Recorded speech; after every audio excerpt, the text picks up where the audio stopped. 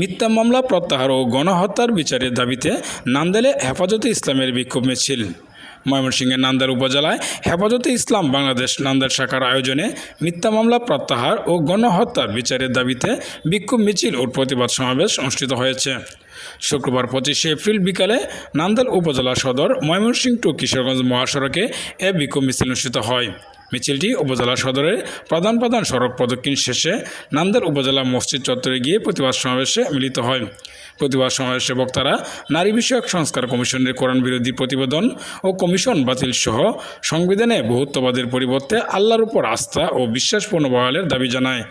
এছাড়া ফেসিবাদের আমলে দায়েরকৃত সকল মিথ্যা মামলা প্রত্যাহার ও শাপলা সহ সকল গণহত্যার বিচার সহ ফিলিস্তিনে এবং ভারতে মুসলিম গণহত্যা নিপীড়ন বন্ধের জোর দাবি জানিয়েছেন।